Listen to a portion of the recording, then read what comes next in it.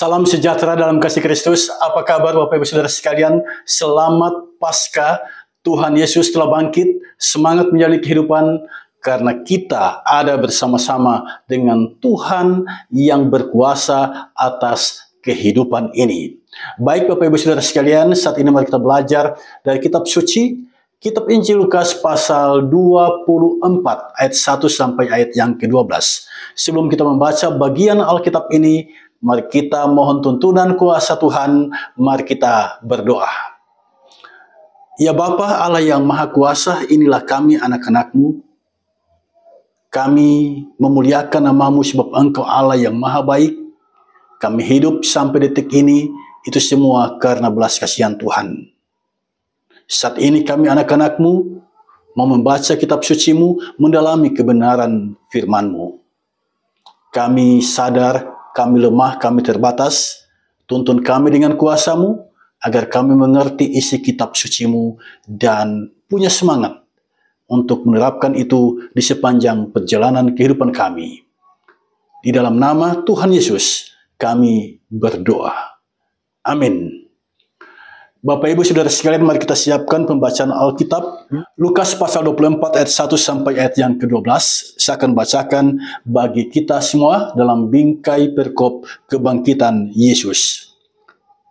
Tetapi pagi-pagi benar pada hari pertama minggu itu mereka pergi ke kubur membawa rempah-rempah yang telah disediakan mereka. Mereka mendapati batu sudah terguling dari kubur itu. Dan setelah masuk, mereka tidak menemukan mayat Tuhan Yesus. Sementara mereka berdiri termangu-mangu karena hal itu, tiba-tiba ada dua orang berdiri dekat mereka memakai pakaian yang berkilau-kilauan. Mereka sangat ketakutan dan menundukkan kepala, tetapi kedua orang itu berkata kepada mereka, "Mengapa kamu mencari Dia yang hidup di antara orang mati? Ia tidak ada di sini, Ia telah bangkit. Ingatlah apa yang dikatakannya kepada kamu ketika ia masih di Galilea, yaitu bahwa anak manusia harus diserahkan ke tangan orang-orang berdosa dan disalibkan dan akan bangkit pada hari yang ketiga." Maka teringatlah mereka akan perkataan Yesus itu. Dan setelah mereka kembali dari kubur, mereka menceritakan semuanya itu kepada ke-11 murid dan kepada semua saudara yang lain. Perempuan-perempuan itu ialah Maria dari Magdala dan Yohana dan Maria ibu Yakobus dan perempuan-perempuan lain juga yang bersama-sama dengan mereka memberitahukannya kepada rasul-rasul. Tetapi bagi mereka perkataan-perkataan itu seakan-akan omong kosong dan mereka tidak percaya kepada perempuan-perempuan itu. Sungguh pun demikian, Petrus bangun lalu cepat-cepat pergi ke kubur itu. Ketika ia menjenguk ke dalam, ia melihat hanya kain kapan saja. Lalu ia pergi dan ia bertanya dalam hatinya, apa yang kiranya telah terjadi. Sampai di sini batas pembacaan Alkitab. Salam sejahtera bagi kita semua. Bapak Ibu Saudara sekalian, saat ini kita akan belajar bersama dari kitab Injil Lukas pasal 24 ayat 1 sampai ayat yang ke-12. Kita tahu bersama, Lukas adalah seorang yang berkebangsaan Yunani. Dia adalah sahabat Paulus, berprofesi sebagai seorang tabib atau dokter di zaman itu. Bersama dengan Paulus, Lukas memberitakan Injil kepada orang-orang yang mereka jumpai di zaman itu. Dari Lukas pasal 24 ayat 1, kita membaca di sini, ada beberapa perempuan yang datang ke kubur Yesus. Nah, apa yang dibawa oleh perempuan-perempuan ini? Benar, rempah-rempah. Perempuan-perempuan ini membawa rempah-rempah. Nah, untuk apa mereka membawa rempah-rempah? Ternyata rempah-rempah yang dimaksud di sini adalah ramuan pengawet mayat sebelum mayat itu dikuburkan. Rempah-rempah juga merupakan ramuan yang digunakan untuk mengurangi bau busuk dari mayat itu. Nah, perempuan-perempuan ini membawa rempah-rempah berarti dengan tujuan untuk mengawetkan mayat Yesus dan juga untuk mengharumkan mayat itu. Dalam Yohanes pasal 19 ayat yang ke-39 sampai ayat yang ke-40, Di sana kita membaca Nikodemus. Masih ingat kisah Nikodemus yang datang malam-malam menjumpai Yesus? Nikodemus ternyata membawa rempah-rempah berupa minyak mur dan minyak gaharu. Nah, ini merupakan bagian dari tradisi penguburan Yahudi kala itu. Nah, pertanyaan kita, untuk apa minyak mur dan minyak gaharu yang dibawa oleh Nikodemus ini? Saya mencatat ada 3 hal yang sering digunakan di zaman itu, di zaman Yesus, ketika orang membawa rempah-rempah. Yang pertama, mengurangi bau tidak sedap dari orang yang meninggal. Yang kedua, rempah-rempah itu digunakan untuk menghormati orang yang meninggal dengan cara mengawetkan mayatnya. Yang ketiga, rempah-rempah itu melambangkan pemurnian dan penghormatan spiritual. Jadi, di saat seseorang merempah-rempahi mayat, itu sesungguhnya merupakan pemurnian dan penghormatan secara spiritual. Jadi perempuan-perempuan ini sesungguhnya adalah orang-orang yang datang ke kubur Yesus dengan tujuan itu. Mayat Yesus harus diawetkan. Mayat Yesus harus dirempah-rempahi agar tidak berbau busuk. Perempuan-perempuan ini datang untuk menghormati orang yang selama ini mereka sanjung, yang selama ini mereka hormati, yang selama ini telah berbuat baik kepada mereka. Nah, jadi rempah-rempah ini merupakan pengharum dan juga pengawet bagi mayat. Ini semua adalah tanda kasih dan tanda hormat mereka kepada Yesus. Nah, siapakah perempuan-perempuan ini? Kalau kita membaca Lukas pasal 24 ayat 1 sampai yang ke-12, pada ayat yang ke-10 kita tahu, ternyata perempuan-perempuan ini disebutkan di sana ada yang bernama Maria dari Magdalena. Kalau kitab Injil Yohanes mengatakan Maria Magdalena. Mengapa disebut Magdalena? Karena dia berasal dari sebuah kampung yang bernama Magdala. Karena dia berasal dari kampung Magdala, maka dia disebut Maria dari Magdala atau Maria Magdalena. Kemudian disebut juga di sini Yohana. Dan yang terakhir, Maria ibu Yakobus.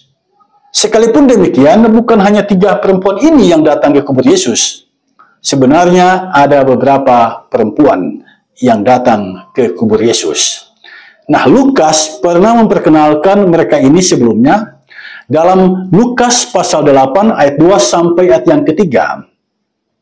Kalau kita membaca Lukas 8 ayat 2 sampai ayat yang ketiga, di sana kita ketemu dengan nama Maria Magdalena, Yohana istri Kusa, bendahara Herodes, dan banyak perempuan lainnya. Bukan tidak mungkin Maria ibu Yakobus termasuk di dalamnya, yang disebutkan di dalam Lukas pasal 8 ayat 2 sampai ayat yang ketiga. Nah, Maria ibu Yakobus adalah ibu dari 2 murid Yesus yang bernama Yakobus dan Yohanes. Nah, siapa sesungguhnya mereka ini? Mereka adalah orang-orang yang telah disembuhkan oleh Yesus dari sakit penyakit mereka. Lukas pasal 8 ayat 1 sampai ayat yang ketiga menyebutkan kepada kita tentang hal ini. Mereka mengikut Yesus karena mengalami kebaikan Yesus dan mereka bertekad mau menopang pelayanan yang dilakukan oleh Yesus. Mereka menopang pelayanan itu dengan kekayaan mereka. Jadi pada zaman itu ketika Yesus melakukan pelayanan, ada perempuan-perempuan yang menjadi penyandang dana pelayanan Yesus, dan mereka adalah Maria Magdalena CS, Maria Magdalena dan kawan-kawannya.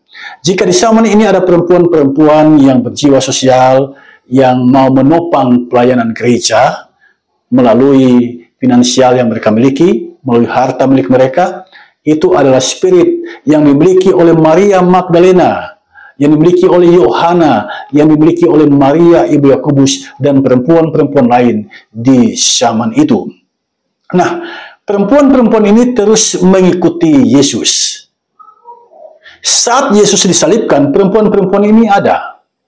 Mereka ada di sekitar salib Yesus. Kita bisa membacanya dalam Lukas pasal 23 ayat 49. Mereka disebut di sana berdiri agak jauh. Nah, dalam Lukas pasal 23 ayat yang ke-55, perempuan-perempuan ini ikut serta melihat kubur bagaimana mayat Yesus dibaringkan. Jadi ketika Yusuf dari Arimatea meminta kepada Pilatus agar mayat Yesus disalib itu diturunkan untuk dikuburkan, perempuan-perempuan ini bersama-sama dengan Yusuf dari Arimatea dan juga Nikodemus ada di sana. Lalu mengapa mereka datang lagi ke kubur? Bukankah ketika mayat Yesus dibaringkan di kubur itu mereka hadir? Mereka ada di sana. Lalu untuk apa lagi mereka datang ke kubur? Menurut saudara, untuk apa mereka datang ke kubur? Bagi saya, mereka mengasihi Yesus karena mereka merasa berhutang budi pada Yesus. Dulunya Maria Magdalena adalah orang yang sakit-sakitan. Dia dirasuk oleh 7 roh jahat. Bahasa 7 roh jahat itu sesungguhnya menggambarkan sakit penyakit yang sudah menahun, yang sulit untuk disembuhkan. Itu dibahasakan dirasuk oleh 7 roh jahat. Nah, Maria Magdalena mengalami penyakit menahun yang telah berkali-kali mau disembuhkan oleh orang-orang yang ada di sekitarnya dengan keahlian medis mereka. Penyakit ini tidak kunjung sembuh. Yohana, istri Kusa, bendahara Herodes, juga mengalami sakit penyakit yang serius dan tak kunjung sembuh. Demikian halnya dengan Maria, ibu Yakobus. Di saat mereka jumpa dengan Yesus, Yesus menyembuhkan penyakit mereka. Inilah kebaikan Yesus yang dinyatakan kepada perempuan-perempuan ini. Dan perempuan-perempuan ini ingat kebaikan itu. Di saat Yesus disalib, mereka tidak meninggalkan Yesus. Di saat Yesus dibaringkan di kubur, mereka ada bersama-sama dengan Yesus. Inilah orang-orang yang tahu membalas budi. Mereka mengingat kebaikan orang dan mereka tahu membalasnya. Ini menjadi catatan penting bagi kita. Jika kita mengalami kebaikan orang, kita harus mengingat kebaikan itu. Dan jika kita bisa membalasnya, kita harus membalasnya. Tapi fakta sekarang ada ungkapan air susu dibalas dengan air tuba. Kita telah berbuat baik kepada orang-orang di sekitar kita, tetapi balasan yang kita terima menyakitkan. Perempuan-perempuan ini tidak seperti itu. Air susu dibalas dengan air susu. Kebaikan Yesus dibalas dengan kebaikan mereka. Tidak meninggalkan Yesus di saat Yesus disalib. Mendampingi mayat Yesus ketika mayat itu dibaringkan di kubur. Dan kali ini mereka membawa rempah-rempah ke kubur Yesus. Jadi kasih mereka itu muncul karena mereka merasa berhutang budi kepada Yesus. Yesuslah yang membuat mereka mengalami kesehatan yang prima. Yesuslah yang membuat mereka dapat menikmati kehidupan ini. Itulah perempuan-perempuan yang datang ke kubur Yesus. Nah, saat mereka tiba di kubur, batu penutup kubur sudah terguling. Dan mayat Yesus tidak ada lagi. Saudara, ini tentu saja membuat mereka heran dan bingung. Dalam kitab Injil Yohanes diceritakan bagaimana Maria Magdalena menangis dan menduga mayat Yesus dicuri orang. Itu Maria Magdalena. Penginjil Lukas menyebut dalam ayat 4 bacaan kita, mereka berdiri termangu-mangu.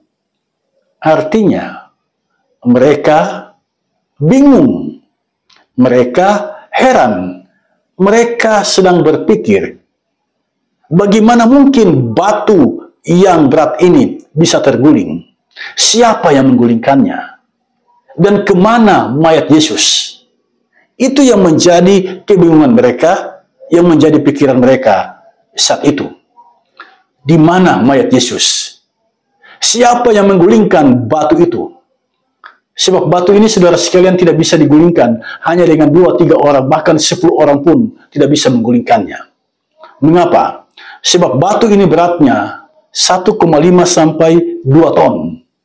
Itu berarti 1.500 sampai 2.000 kilogram.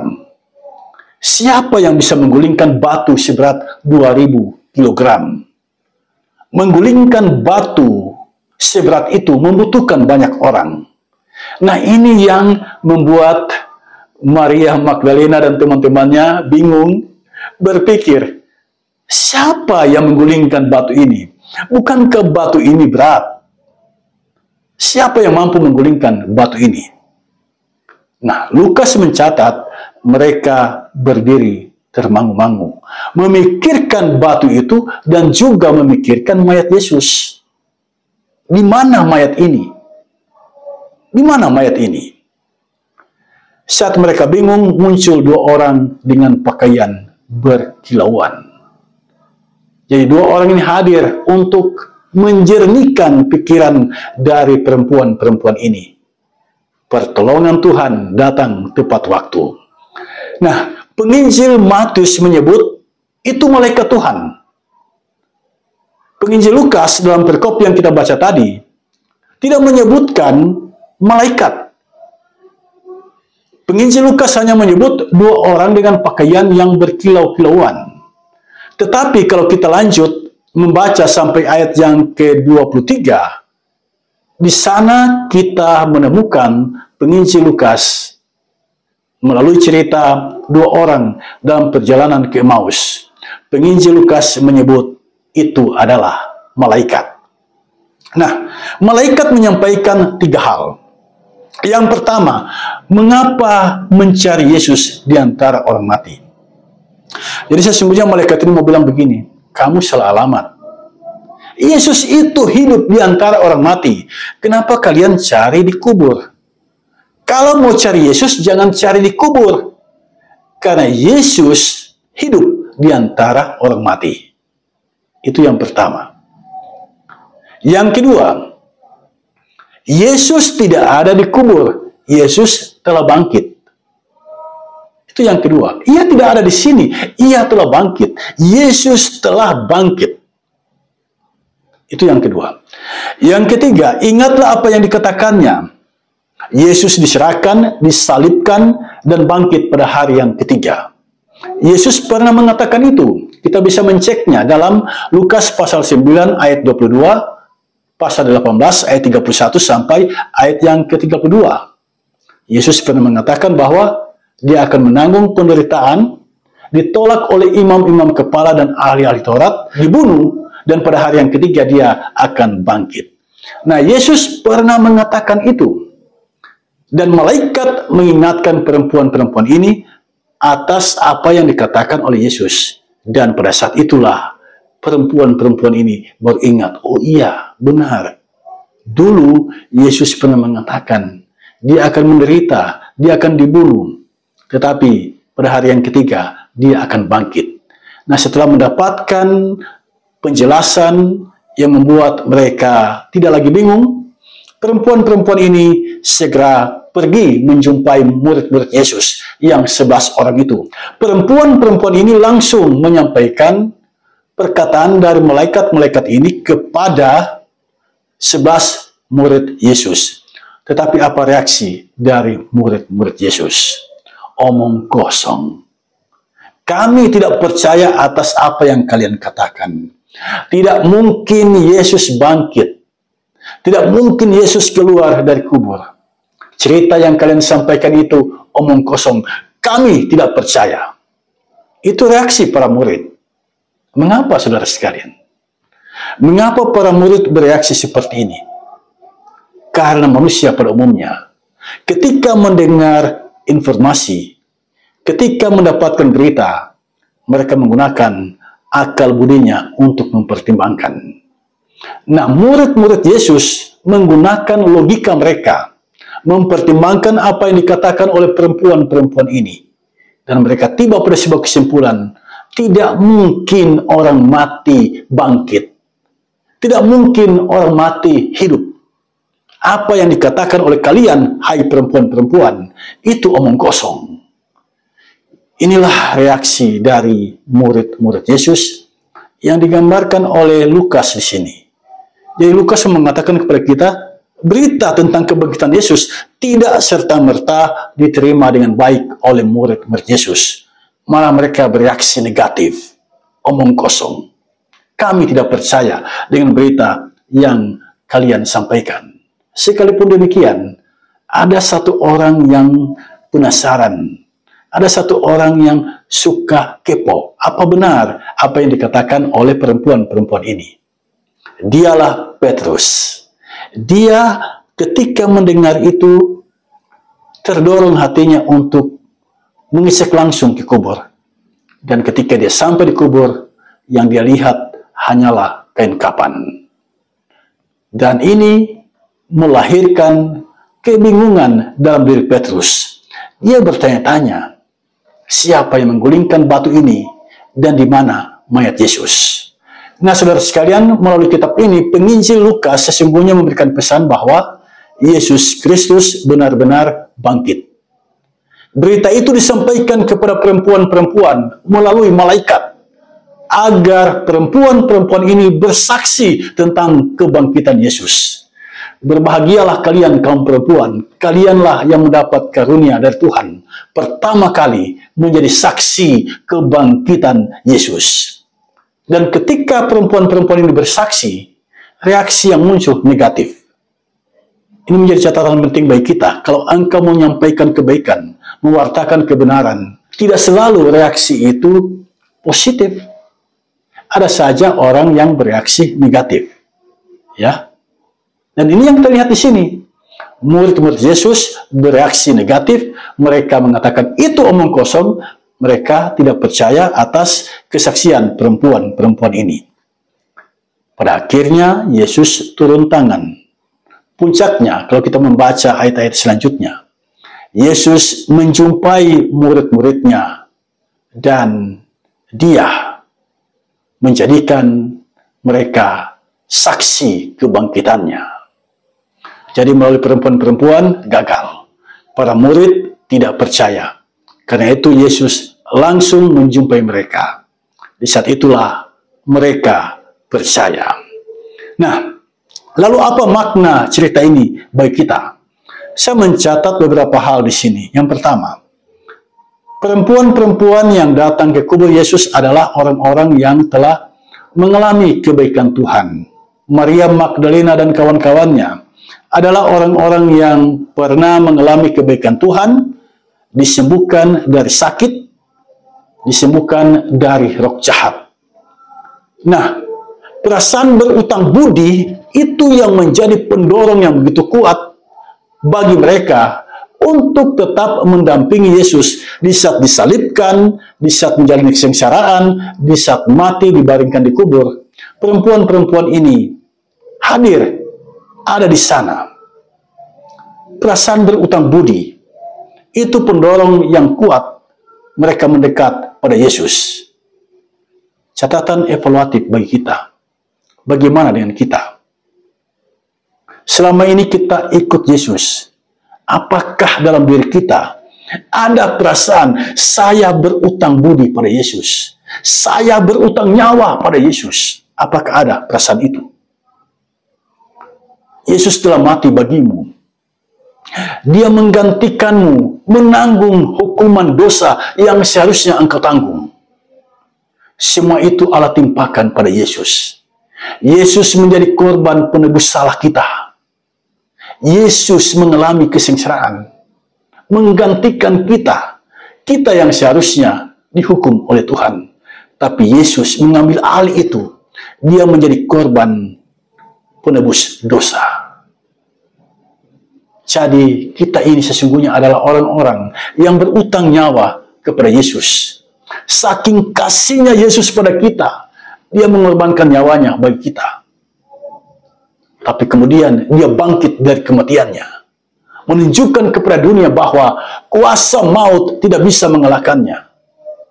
Kuasa maut tunduk di bawah kuasanya. Kita telah diselamatkan oleh Yesus. kita ditebus oleh Yesus dari dosa-dosa kita. Yang jadi soal sekarang adalah, apakah dalam diri kita ada perasaan berhutang nyawa pada Yesus? Apakah itu ada dalam diri kita? Kalau kita sadar betul bahwa kita adalah orang-orang yang berhutang nyawa, kita pasti mendekat pada Yesus dan memberikan hidup kita kepada Yesus. Itu hal pertama yang saya petik dari cerita ini. Yang kedua, pertolongan Tuhan tepat waktu. Di saat perempuan-perempuan tidak mengerti tentang batu yang terguling, siapa yang menggulingkannya. Di saat perempuan-perempuan ini tidak paham di mana mayat Yesus. Di saat itulah Allah mengutus dua malaikatnya untuk memberikan jawaban atas pertanyaan mereka. Dan malaikat inilah yang membuat perempuan-perempuan ini tidak lagi bingung, tidak lagi bertanya-tanya. Karena sebuah kepastian telah mereka terima bahwa Yesus benar-benar bangkit. Yesus benar-benar hidup. Itulah pertolongan Allah. Pertolongan Allah datang tepat waktu. Dalam menjalani kehidupan, ada saat kita mengalami pergumulan kehidupan. Ada saat kita berada dalam keadaan terpuruk dan kita butuh pertolongan. Pertolongan Tuhan tepat waktu. Iman itu seperti dia datang menjumpai Maria Magdalena dan kawan-kawannya. Demikian halnya, dia akan menjumpai kita, menolong kita di saat kita diperhadapkan dengan pergumulan kehidupan. Yang ketiga, Yesus benar-benar bangkit. Itu menunjukkan bahwa maut atau kematian telah dikalahkannya. Maut tidak berdaya, maut tidak berkuasa lagi atas kehidupan kita karena telah dikalahkan oleh Yesus.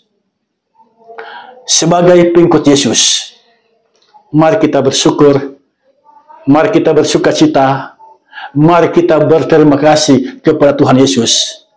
Karena dialah Raja atas kehidupan kita. Karena dialah penguasa alam semesta ini. Karena dialah penuntun dan pemelihara hidup kita. Yang keempat, bersaksilah tentang Yesus Kristus yang hidup. Seperti Maria Magdalena dan kawan-kawan yang kemudian diikuti oleh murid-murid Yesus. Selama kita hidup, jadilah saksi Tuhan yang hidup.